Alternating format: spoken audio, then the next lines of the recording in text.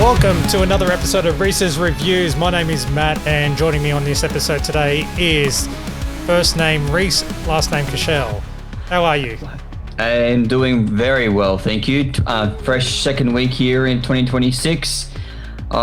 This is going to be a big year for us in entertainment, so I'm looking forward to it. So going great. That is great to hear.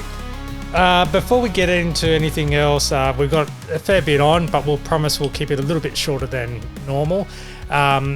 We squeezed in our first movie review for 2026, and that was Anaconda. Yes, if you want to see or hear and see what we did, I guess it was a bit of a live review. It was, yeah. Pretty much an out-of-theatre reaction. Yeah, exactly. Yeah. So just go to our My Geek Culture YouTube channel and you can see our little mini visual review there.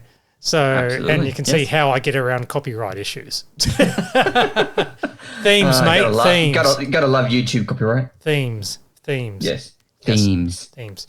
Okay. All right. Well, we might as well get into the episode. And Reece, we've got an overflow from the previous episode, and this is where you fill in that time. Fill in time, yes. I want to finish off our discussion that we started off last week when we started bringing together the lists of 2025. I want to finish off my list this week with giving you the best films of 2025, in my opinion, and then also give our audience my most anticipated for this coming year, 2026. So I want to pretty much go back and forwards. I'll do my list. I'll give you my 2 cents about it with some honorable mentions, and then I'll pass to you so you can provide your list. Does that sound good? Yeah, why not? Bring it on. Okay, so 2025 was a big year.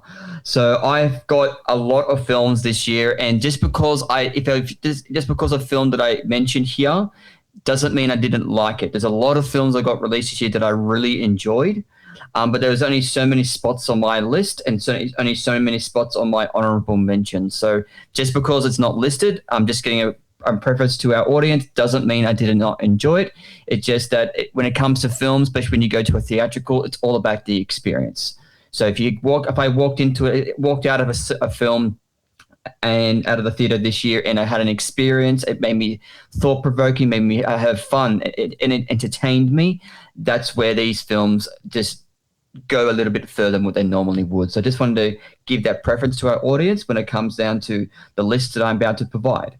So we're always going to start off with the honorable mentions. So these are the ones that did not make the cut of my top 10, but should at least be mentioned. So this is probably because it's a podcast for us, I can bend the rules a little bit. This is one film that did not make theatrical, but I had such a fun time watching this straight to streaming film that I had to mention it. And it's not one people might expect. I did review it on the podcast, and it was Zombies 4: The Rise of the Dawn of the Vampires. I loved this franchise and this film. It filled me up with exactly what I wanted, with heart and joy and fun, and the songs were great, and I just had so much fun with Zombies 4. So Zombies 4: Dawn of the Vampires made my honorable mentions. Another film that made my honorable mention was The Life of Chuck, which was that Stephen King adaptation film I saw at the beginning of the year. I had such a great thought-provoking of experience with that film, especially that one scene with Mark Hamill explaining science and things like that. So I walked out of that just had seen such a beautiful experience watching that film. Another film that made my honorable mention was How to Train Your Dragon, the live-action remake. It was like I was a bit cautious about that film because the first 15 minutes was starting to worry me, but then it found its heart and it found its groove, and I loved the entire cast. The production of it all was fantastic. Gerard Butler was fantastic coming back, and I just felt I was slipping back into the Isle of Burke, and I just loved it. So had a fun and entertaining ride with How to Train Your Dragon.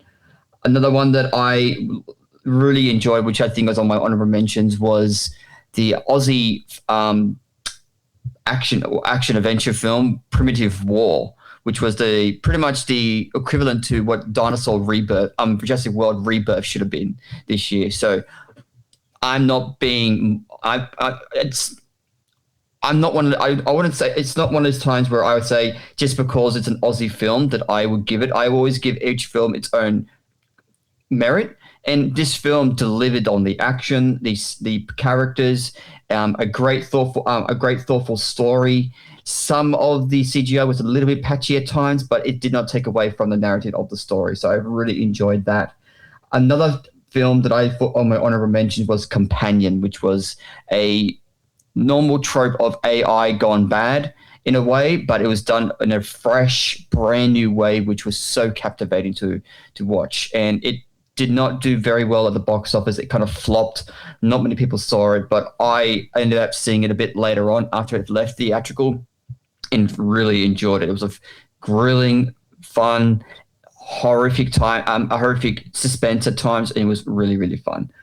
I've got to mention in the vein of that thriller horror, there's two films of Drop. Did you know about Drop?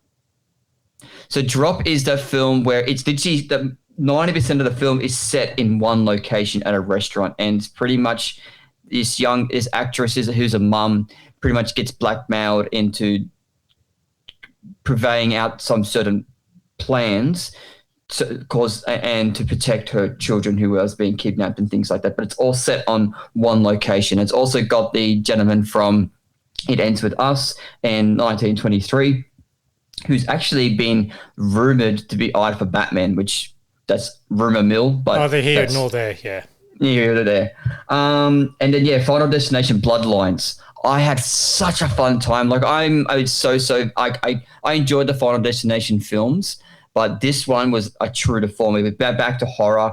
Great story. They brought it into a real way of just finding you were second guessing everything. The gruesome little death scenes were great as always, but it makes you really care about the characters, which you don't really get that and that feeling with the sequels of Final Destinations of late until you go back to the original. So with that, and I think one of the last ones I would suggest, and I had to put on my honorable mentions, was Wicked for Good. I'm love Wicked, the stage show. I've seen it multiple times. It's in my heart. It will be my favorite musical of all time unless something else takes it out of it.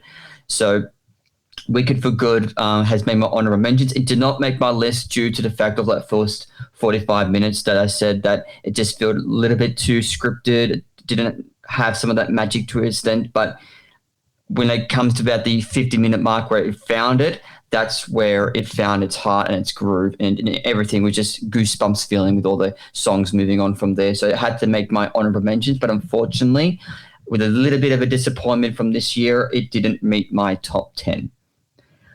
There's a couple of films else I could mention, like Means of Frankenstein on Netflix, or The Black Bag with Kate Blanchett and Michael Fassbender, but that's here or there. But now I want to get into my top 10. These are the definitive top 10 films that I rate this year. Number 10 on my list. I'm going to go start from the bottom and make my way up. Number 10 is Ballerina. I know you and I had mixed opinions about Ballerina, but I thoroughly enjoyed it. I got everything out of it I wanted to. It was filled with the gritty action, the practical action, the fact that even that flamethrower scene at the end is all practical, just mind-blowing. It's so fantastic. Ana de Armas played the part beautifully, and the fact that they brought in John Wick, and even though Ballerina was, Ana de Armas' character was a badass throughout of it, as soon as she went up against John Wick, it was very much a dominating of John Wick fight. Like, he is the Baba Yaga. And I love the fact that they brought that back, which was fantastic. Going on to number 9, another one where I had just a fun experience and I was enthralled within the world was Predator Badlands. This film was so much fun. The fact that they made a film where you have a Predator as the antagonist and you got behind him, he was the hero, which has never been done before. The Predator's always been the villain. He's always the scary alien. The fact that they brought this one in, and the fact there was no humans in the film, it's all either synths and androids and then the Predator. It was so fun to watch. I walked out of that film going, yes, these franchises are back. We had Alien, then we had Alien Earth, we had Alien Romulus, now we've had Prey and Predator Badlands. We had Killer of Killers that's also came out this year, was also fantastic. So these iconic monster franchises are back, and I'm so down for it. Now going on to number 8. That is another film we've done by I keep forgetting his name. I think it's Joseph. No, not just just because I can't keep forgetting his name. But the film I'm talking about is F1 with Brad Pitt. This film was pretty much what they advertised was going to be. It was Top Gun for Formula One. They did exactly what they did with Top Gun for Formula One. They put the cameras in the cars, and it was an adrenaline-filled rush. The story was rich when it comes to it wasn't like something massively original, but it was a good story. The characters were great. The dynamics between Brad Pitt and the other driver were fantastic. Directed by Joseph Kosinski. There we go. Kosinski, that's it. I got Kosinski and Kosinski mixed up. But the fact that you had the dynamic between those two characters was great. The character developed the dynamic between you got Brad Pitt's character and what's the other gentleman's name that is in the film? I think he was also in James Bond, and he's also in Dune. Javier Bardem. Javier Bardem, that's it. Yeah, Javier. Yeah, so their dynamic was fantastic as well. Javier Bardem, yeah. So their dynamic was fantastic as well. So and some of the shots were like jockeying at points, and it was fantastic to watch. But I got out of it what I wanted. It was adrenaline. It was fun filled. I was on my seat the entire time within the racing scenes, and I had so much fun. And that's what you want. You want to have fun. Going on to number 7, keeping it in the theme of fun, but taking a little bit of twist on that, is Marvel Studios' Thunderbolts.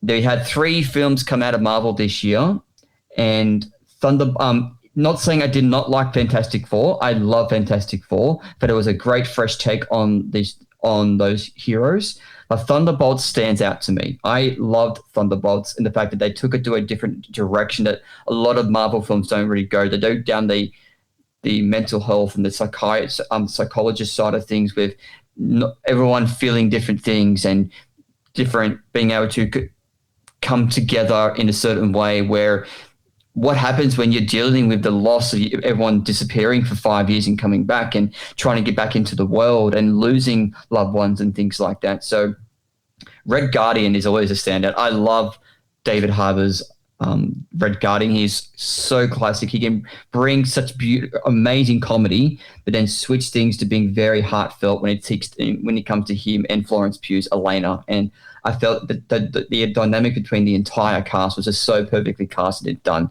And it brings up so much more importance going into the future of what's going to be coming within the MCU. So number 7 was Thunderbolts. Going into number 6 was a film I watched with my amazing wife, and that was The Roses with Olivia Colman and Benedict Cumberbatch, a remake from a 1980s film called The War of the Roses, based off a book. It's been a long time. This film was very thought-provoking. The fact that I walked out of this film with my wife talking about certain things, talking about the plot, talking about how those situations can be played out. Those kind of things don't happen very often. Happened on the weekend when we watched a certain film, which we might talk about later on. But the film was exactly what it portrayed. It had great dark humor, witty humor. The chemistry between Coleman and Cumberbatch were great. The supporting cast was fantastic by Andy Samberg and the other cast. And the ending, oh my gosh, the ending. If you don't know the story, if you haven't seen the other film or read the book, you kind of left open. Like you get to the end of that film in the last scene, and you're going, and your jaw kind of hits the floor. And you're going, what? That's how it ends. So it's like very wow. Like it definitely made an impression on me this year, and that was definitely what it did with me. I think it's not one of those films you can rewatch constantly, but it's one of those films you have to watch at least once, and it's a fun time to have at a point as well. Now we get into my top 5. These are my top 5 films of 2025. Now, the first one on the list is Weapons. This is a horror film where the premise was so rich. What happens when all these kids in this classroom all disappear at the same time except for one? What is this mystery? And have this very compelling mystery surrounded by the horror themes that it encompasses by what the director provided, and he delivered. It was haunting. It was thrilling at times. It definitely the way they shoot certain films. You know where you get certain films where you've got multiple characters and they show you their points of view. They show you different points of view of the story from different characters. A lot of the times it doesn't work. It gets very mixed placed, very mixed up. But with this one, it worked. And the horror points, like I said within my review, when we reviewed it on the podcast, I've never been more creeped out about a door opening on a car. It was so spine-tingling and thrilling. And what made it even more fun is that I went and saw it with our friend on the podcast, Stuart. And I was a bit of an ass, and I didn't tell him that it was a horror film. And he didn't read. He kind of went into this film blind. And in the first 15 or so minutes, I think I said this on the podcast, he looked over to me and he goes, "Is this a horror film?" I went, "Maybe." And he whacked my arm so hard. And I went, he goes, "You ass." I went, well. But he still enjoyed it. And it was definitely spine tingling as well. And if we get to it, the actress who played in the film just won a Critics' Choice Award as well for Best Supporting Actress. So if that's not a recommendation to see it, that should be one as well. Alrighty, number 4 on my list is Superman. The anticipation, this was my most anticipated film of 2025. It delivered. It gave me the fun. It gave me the adventure. It gave me heartfelt emotions about what it's like to be an alien on a distant planet.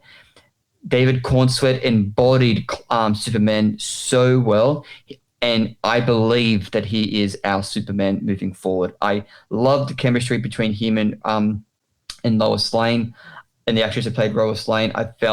I was in love with their dynamic and their chemistry and all their relationship. That one scene towards the beginning of the film where Lois Lane is interviewing Clark Kent, aka Superman, interviewing Superman. That is shot like a play. Like it was a 10-minute scene of them going back and forwards. And in just watching that scene, it was just like so captivating to watch.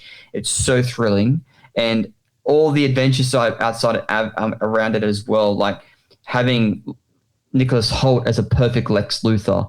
You've got Eddie Gaethje as Mr. Terrific, the amazing Nathan Fillion as Guy Gardner, and so the entire cast was perfectly casted. James Gunn fingerprints were all over it within the script. I found it was perfectly shot and crafted.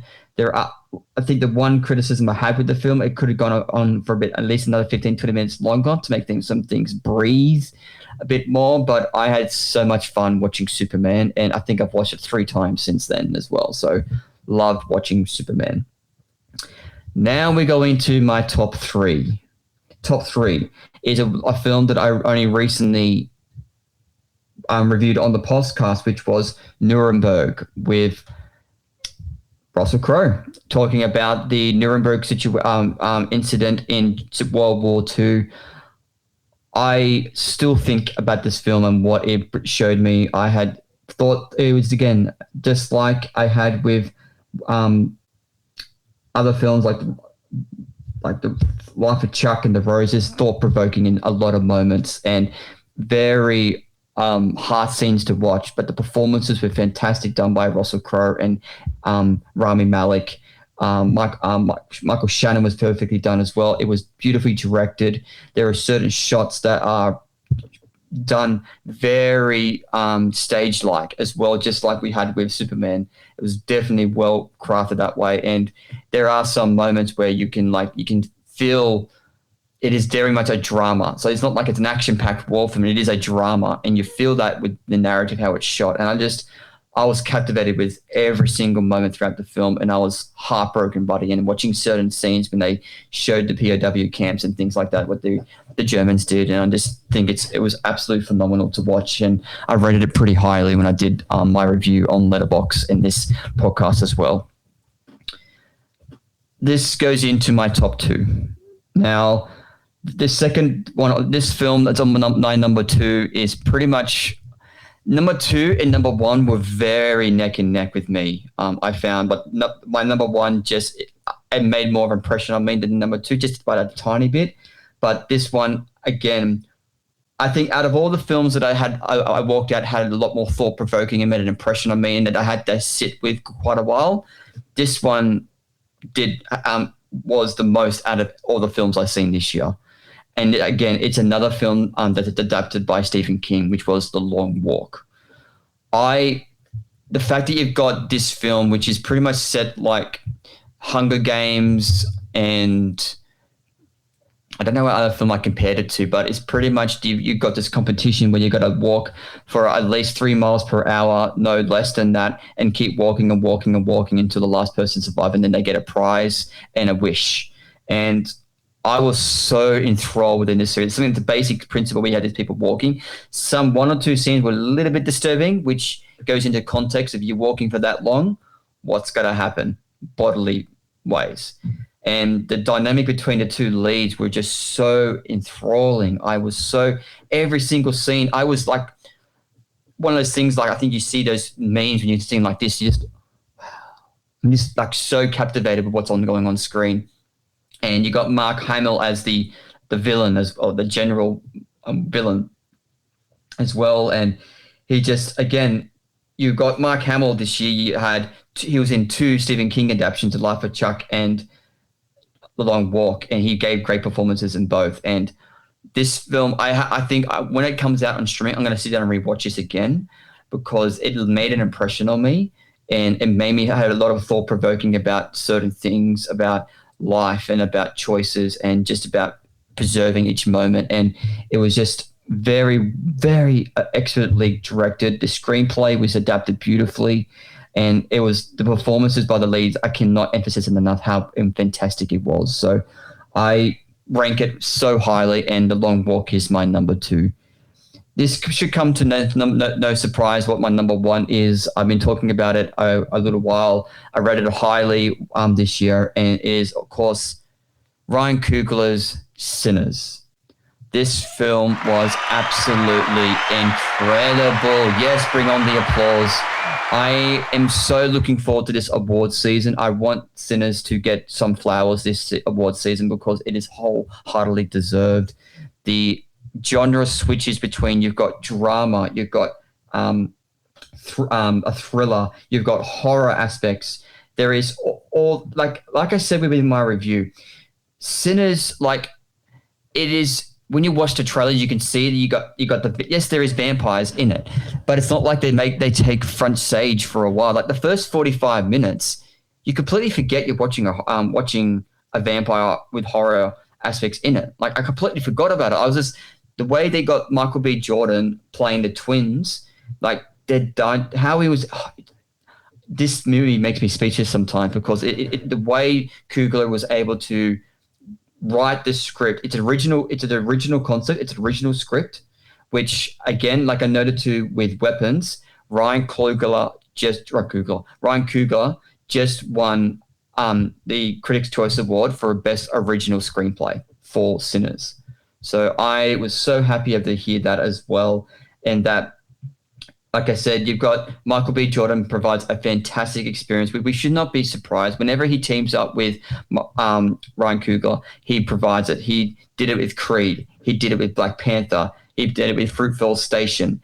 They work so great together. They are a pair made in heaven. Just like you said, like with Martin Scorsese and Leonardo DiCaprio, they bring out great performances because Ryan Coogler knows what limits that he can push Michael in, and he gets him out of it. And he provided a fantastic performance. And they should not go. The entire cast was beautifully. Helen Steinfeld, you do not think she's the same girl from the young. I wouldn't say Disney. I don't know if she was Disney or Nickelodeon or those kind of aspects, but she was definitely a standout on this one. And just the way they blended within the different genre shifts within drama, thriller, horror, the music. Fantastically done. They've woven it so beautifully throughout. And I just cannot talk about this film highly enough. I just found that the cinematography, especially in key moments, and the villain they have in Sinners was so scary, but you just so captivating at the same time, especially sitting key moments when he first gets introduced as well. So that is my list. So we have 10 Ballerina. We have number 9 Predator Badlands, number 8 F1, number 7 Thunderbolts, number 6 The Roses, number 5 Weapons, number 4 Superman, number 3 Nuremberg, number 2 The Long Walk, and number 1 is Sinners. Cool. Okay. Hooray, Reece. That is my list of 2025. But like I said at the beginning, just because some films did not make my list did not mean that I did not have a great experience watching a lot of films this year. It's just these are the ones that made an impression and made me feel like I had so much fun walking out of the theater watching these films. But now, Matt Man, you've got the floor. What is your list of 2025? Well, I did not see as many 2025 movies as you did. In fact, I saw a total of 14, I think, 13 or 14.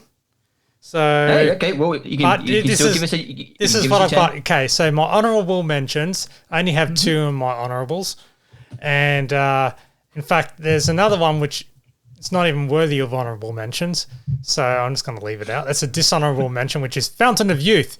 So well, we did talk about that last week, so it's all good, right? Honourable mentions, Superman. But I think when you talked about Fountain of Youth last week, you said to us all in our audience that you literally got halfway through and then you gave up. And then I told you if you finish it off, it's pretty much like a Indiana Jones ripoff. Yeah. What did you say you finished off Fountain of Youth? I finished off Fountain of Youth, and pure piece of shit. Wow. Let's put more salt in that wound. We can bring you back into speed. What are some good experiences you had this week? Well, okay. Oh, this year. Well, honourable mentions. I will squeeze in 2. One is Superman. So okay, yep, Superman. Like it took me 2 times to watch that movie. I didn't see it at the cinemas, but maybe it might be James Gunn's filming style or whatever. Because saw Guardians of the Galaxy all over it, but it was. I don't know. I think he's my least favorite director. Wow. No, out of okay. What do you call it? Well, not least favorite, but as in, I just don't like his style. Okay. Yeah, he's great. He's a great storyteller. Fantastic. Everything is subjective. So you're one of the. So is it the style of directing or is it his writing? I think it's his directing. His writing's great. I love his writing. Okay. So I love it because it's like with the Suicide Squad and all that. Yeah, that's what I was going to say. Like before he was in Marvel, he did Slither, then he did Super 8. I think it was just those close-up shots where it looks like not a fishbowl lens type thing, but it's like really close. Oh, the ones at the beginning where he's got the 360 camera. Yeah, I hate those. So yeah, but that's not really James Gunn. I think he started that with Guardians 3. Yeah, with some other people who were doing it. So he adapted it for Guardians 3, and then he reused it for Superman. But I understand that. Yeah, so I think it was just a hell of a shot, but it was good. Yeah. So Superman, and another honorable mention is Captain America: Brave New World. So wow, so this is where you and I differ. So I put that on my disappointing worst film of 2025, and you put it on your honorable mention. So please tell me why. Well, I liked it. What did you get out of it? Let's think. This is great. Films are subjective. I really was disappointed and didn't like it at the end. It's one of those things. I watched the first one. Well, I got to put it this way. Yeah. I only fell into that spot. Technically, it will be like number 11. Because of the movie that squeezed in at number 10. Okay, in my top 10. Okay. All right. But Captain America: Brave New World, the fact that when they showed Red Hulk in the trailer, and I've gone, well, it kind of ruined it for me type thing. I think it was the style, the way that they were advertising it. It was meant to sound dark and everything else like that. And go, oh, cool. And then it went down a different path altogether, and I still enjoyed it. Okay. But for what it's worth, it was really hard to choose between this one to be an honorable mention or number 10 in my top 10. Now, Okay. top 10 is Mission Impossible. I can't talk today. Mission Impossible: The Final Reckoning, only because it closes the chapter of the series. Okay, Yeah. it wasn't the strongest, but I got the satisfaction of okay, they finally closed the loop. Yeah. I And- just got and Neil- really disappointed because they dragged that film. Did not have to be almost 3 hours long. They could have taken up a good 30 minutes of that film, and there was like some of the action scenes were definitely drawn out, and it got to that style where Ethan Hunt's too old, and you could just he's trying to compromise. So it's like, sorry, please, for the forgiveness type thing. But for me, because I love the Mission Impossible series, it wrapped it up. So I'm only putting it in the top 10 because it's closed that franchise. Okay. So it wasn't the worst ending, wasn't the best ending, but at least it's closed it. So I don't have to hear about it anymore. Number 9, only because I love this franchise. Disappointed by the movie, but visually stunning and everything else. But this movie nearly ended up in my dishonorable mentions because I don't like the actor, but I saw through that for this, okay? And that is Tron Ares. Or Tron Arse. So it's only because I grew up on Tron and the nostalgia value hit me big time. So I'm in that core demographic that they were aiming for. Yeah. So, but I I fucking can hate understand Jared that. Leto. He is like the kiss of the franchise death. You should be commended though, because there's a lot of people out there who have an expectation, or not an expectation, but a preface when it comes to certain actors, but they really don't like them, and they won't see a movie just because the actor's in it, and they don't like and I think they can't look past the I don't like Tom Cruise, but I still enjoyed the franchise of Mission Impossible. Yeah, that's the thing. Like, if you don't like the way the guy acts, it's a different way he is an artist, then that's completely understandable.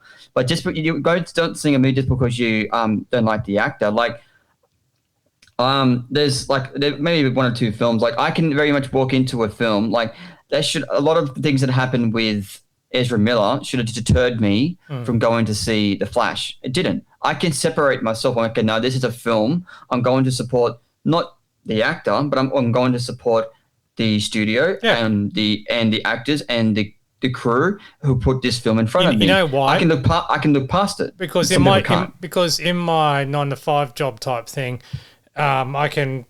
In my previous job, I should say, I had to train myself to look past the people or a person or whatever and look at the show as a whole. So that's where my media training has come into play. So, and because I'm hoping for more Tron, even though it was a flop, but it could end up. I wasn't totally disappointed with Tron. The thing is, I did enjoy it more than Legacy. Oh, and there was plot holes like no tomorrow.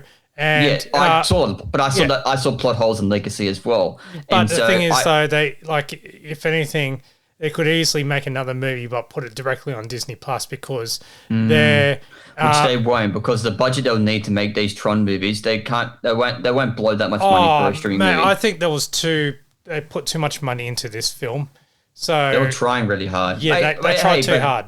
They tried hard. Yeah, so, it's a franchise that's dead. I don't think they shouldn't bring it back. Speaking of a franchise that's dead, and they only did it because they threw enough money at him. Number 8 is Happy Gilmore 2. So I think these films are turning into more of like your last week's dishonorable mentions more than your best films of the year, because it doesn't sound like you're giving a lot of these films aren't rating really high. No, because I didn't see that many. However, when you see my top 5, you'll know. Yeah. Okay, like as it grows, you will understand why I put them. Okay, so but because you went top 10, I have to go top 5, bottom 5 type thing. Okay, all right, that makes sense. But this gives you a task for 2026. Oh, I know. I've already started. If you follow me on Letterboxd, which is mattfulton.com.au, you'll see that I've been knocking a few out. So Happy Gilmore 2, which saw Adam Sandler return. as Happy Gilmore, and yeah, it's a sequel. Basically, it's like a legacy sequel as well, paying tribute to everyone who has died since the first, the original. Yeah. A lot of people complain about the green screen. It's like, what do you expect? So, and for what they want to achieve, and it was Happy Gilmore. They call it lightning in the bottle, but they persuaded with it. So, the only reason why I didn't mention it last week because I was talking it's purely theatrical, and so I try not to go much into streaming. But if I was talking about streaming, I was not so much the worst film I've seen this year, but one of the most disappointing. I was actually one of the few where I actually was really looking forward to Happy Gilmore 2 because I have so much nostalgia and love for the first one, and I was kind of really disappointed with the second one. Yeah, well, I enjoyed it. It made me laugh. So. And it got it did its job. I was enjoying it, and it's not the worst one out of the Adam Sandler movies. So I enjoyed it. That is true. It's no Jack and Jill. No, and the less we speak of that, the better. Now, number 7 is Thunderbolts. So now we're getting there. Okay. Now we're getting there. So Thunderbolts, I thoroughly enjoyed.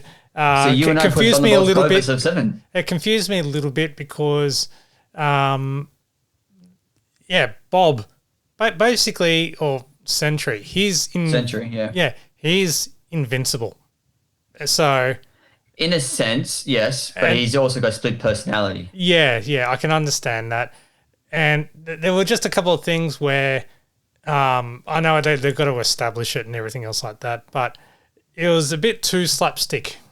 Kind of, it was really. I didn't get that. I didn't get the slapstick. Well, no. But it was like Bob, or it's kind of like when they use Peter in Deadpool 2. But I get that because Deadpool's like that.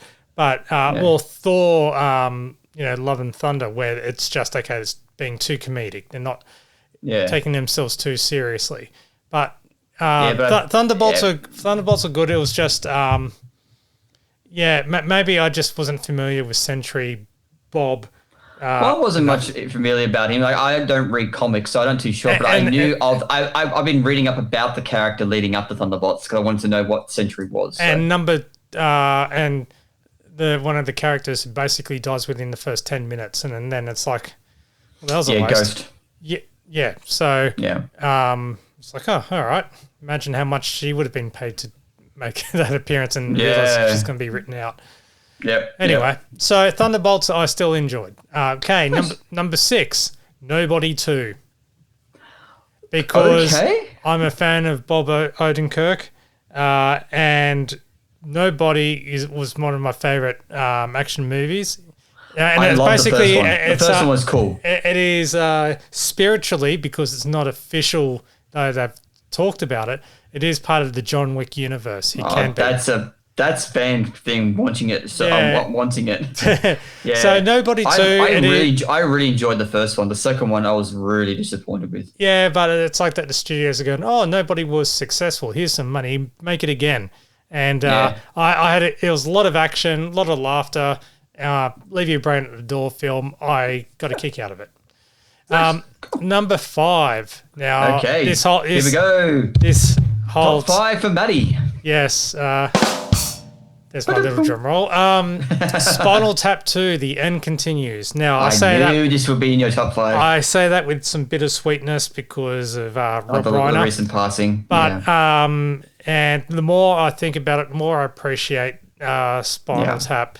Not only because, like, they had to modernize the film to appeal to the younger and older audience, but also to modernize the whole concept behind it all. So and plus it took them that long to make they wanted to make that movie years and years ago, but due to major legal issues and stuff like that, I won't go into it, but you can just fall down the rabbit hole of who owned rights, who owned this, who owned that. Stereotypical politics within Hollywood. Which kind of delayed the whole thing. And then finally when they got the rights to it again, they made it. And, again, with bittersweetness. But overall, they did what they could. So I commend them. And so Spinal Tap 2, The End Continues, holds close to my heart because I'm a big fan of the first one. Nice. Number 4. Number 4. Well, we did loosely mention John Wick, so it is Ballerina. I loved this movie, and I love Ana de Armas. And when I saw this in the cinema, I was just like, oh, this is so freaking cool. Even with your criticisms about the first 30 minutes? Yeah, but I loved it. Thoroughly loved it. I enjoyed it. So, yeah, just action. And, yeah. I think I'm in need of a rewatch of that. I haven't seen that since the movies. I think I'm in need for a rewatch. Cool. Now, number 3, Fantastic Four: First Steps. Nice. That's my Marvel movie, which I enjoyed a lot. Okay. Even though when we saw it, like you and I saw it, the cinema complex, the sound was a bit iffy and the picture was too dark. But after rewatching it on Disney Plus, I just gone, yep, this is great. I absorbed it more. Great casting. They had to establish it somehow because after all the previous Fantastic Four movies, they did a great job of it. And and they got to squeeze in as much as they can before the Avengers Doomsday. So I loved Fantastic Four, even though, again, a couple of small plot hole things or seemed a bit rushed, but they had to. They didn't want to overextend it, and they did their best. Instead of a complete reset, it's like, oh, you already know. All right, but number 2, ready for it? The Naked Gun. That's Liam Neeson. I knew this was going to be in your list, and I think I know what number 1's going to be. But let's see. Okay, Liam Neeson did the whole Seth MacFarlane and company. Akira. What's his name? Pamela Anderson. No, not Pamela Anderson. Are you talking about the director? Paul Akiva Schaffer. Yeah. Here's the next generation of comedy directors, even though he's been around for a little bit because he's part of the Lonely Island trio. But, I was in the cinema. I saw this in LA, and there was about 10 others in the cinema at the time. Like, it was towards the end of its run. But I was laughing so much. And then there was another person who was a couple of rows down. He was sitting with his partner. He was laughing. She's going, I don't get it. And then I'm going, I felt like yelling out. And it's like, don't you get that? That was a great reference. Or it was a great tribute, great homage. And that's right in the legacy of the Naked Gun series. Even though the original producers of the creators of the Naked Gun weren't too happy with what they had done, go and make another one then, if that's the case. But I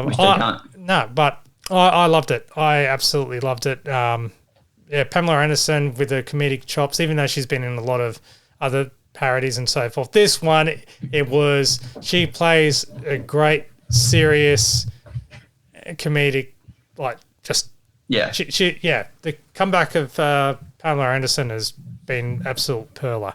And Liam Neeson, just his dry deliveries. And Paul Walter Hauser, he's just in everything. Owning it. Yeah. So that's number 2. And number 1. Ready? I know what this film's going to be, but bring it on, Matt. What is your number 1 film of 2025? Well, before I tell you what it is, can I have some money for me bus fare today? I knew it. I knew it was going to be this. Spit. Spit with David Wenham and the sequel to the... Getting Square. Yeah, Getting Square. I loved this film. I was in so much laughter. I was in stitches. And the best part is that when we saw it, it was also part of a Q&A at the end with David Wenham. That was fun to watch. Yeah, but the movie, it was actually, when they first announced that they were making a sequel, a spin-off sequel in a way, Spiteri, played by David Wenham, He was the comedic relief in Getting Square, and everyone knew the catchphrase. Excuse me, Your Honour, who's going to pay for me bus fare today? Oh, Pierce said from Petersham. Yeah. Oh, yeah. Oh, fuck. Sorry, Your Honour. Didn't mean to fucking swear. So, and so forth. No, they did well with this. So I watched I love Getting Square, and I've even got the album for the soundtracks. It's just killer.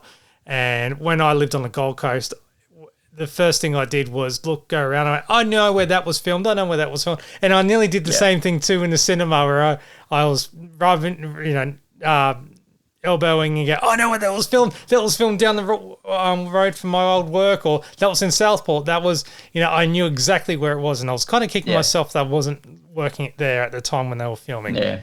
Because I would have just interrupted. It's like, oh, why are you guys filming today? So, and there's plenty of buses and trams around that area, so he could easily get his bus fare. No, but it was great. Supporting Australian film, they did a great job, and it was with heart as well. So, and you got to know more about Spiteri, who. Yeah, and just shows that he's got a heart of gold. Just he fell into the wrong crowd, and that was with his drug addiction. And he also, especially with his sister who was dying and so forth, and he did what he could. So, and he was always in the wrong place at the wrong time. But then. He also had his wits and his smarts about him as well. So never underestimate a druggie. No, definitely to a point. Yeah. But he's a druggie with a heart, especially the refugee immigration issues and so forth like that. So, so Spit is my number one movie of the year. So fantastic. That's awesome. Woohoo!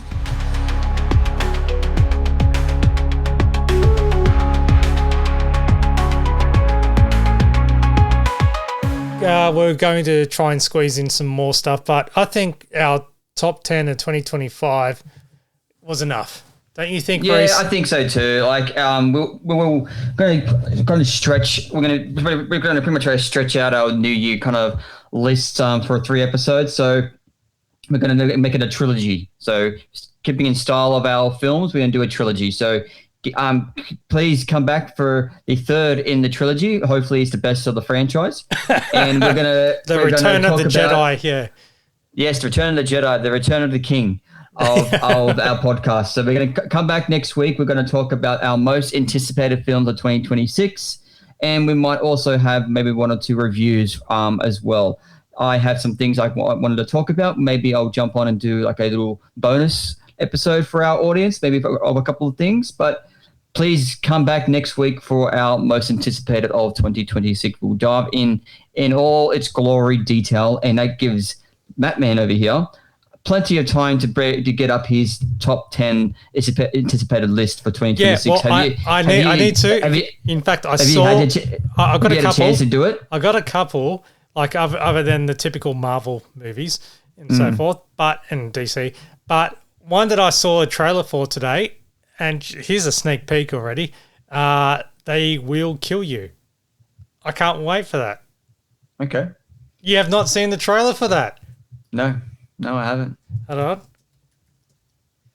They Will Kill You. Look it up. That's what it's called. It comes out in March, late March, from Warner Brothers. And the trailer came out today, and it looks bloody gory and awesome. Like, with They Will Kill You. Yeah. Okay. With Zazie Beetz, Tom Felton, Patricia Arquette, Heather Graham, and it looks so good. Oh, yeah, that popped up on my feed. I hadn't had a chance to watch it yet. Yeah, I saw the trailer a few hours before. Deadpool too.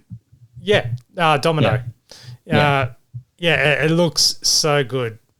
Okay. So watch that. Okay, yeah. So there's a little tease. There's a little tease for the next episode. Yeah. So We're going to have some, just like we did for our list last 2 weeks, we're going to have our honorable mentions, things that did not make our top 10 most anticipated. We might also, it's another little sneak peek. We're actually going to have a look back at the last couple of years and kind of compare. Like, we've got this brand new up and coming 2026 upcoming with this brand new amazing slate. We're going to compare about the last couple of years and kind of see what kind of year rivaled that year. So see like maybe what came out in the last 5 or so years and what kind of year it would rival our anticipation of this year. So what 2 years will be the same when it comes to expectation and excitement. So don't make me think too hard. Hey, I did not think about this self. I have a beautiful wife. If you're listening, my beautiful wife, thank you for this suggestion. And don't give me that. I'm a sop. I'm a hopeless romantic. It's who I am. So I got the suggestion from my wife, and I think it was a great suggestion. So just to have a kind of look back at time about the last couple of years about what's been going on in the theatrical space and just compare to say, okay, well, what came out in 2023 for 2020, 21, 22, 23, 24, 25, and just see what kind of, when it comes to the theatrical releases, what year, in relation to coming up to 2026, what year kind of rivaled the films that are coming out with I'm going to let you work that out. I'm going to let you think about that because that's gone. I already have my show notes. I'm all ready to go. So it's all up to you, mate. I'll leave this one to you. Of course. My head hurts. Of course. I'll share my knowledge with you, mate. It's okay. Okay. All right. Well, thank you very much, Reece, and thank you very much for listening. This has been Reece's reviews for mygeekculture.com.au, produced by Matt Fulton Productions, mattfulton.com.au. Thank you, everyone. Enjoy your weekend, your week, your evening, whenever you're watching or listening to this podcast. And as always, my friends and family, may the force be with you. May the Schwartz be with you.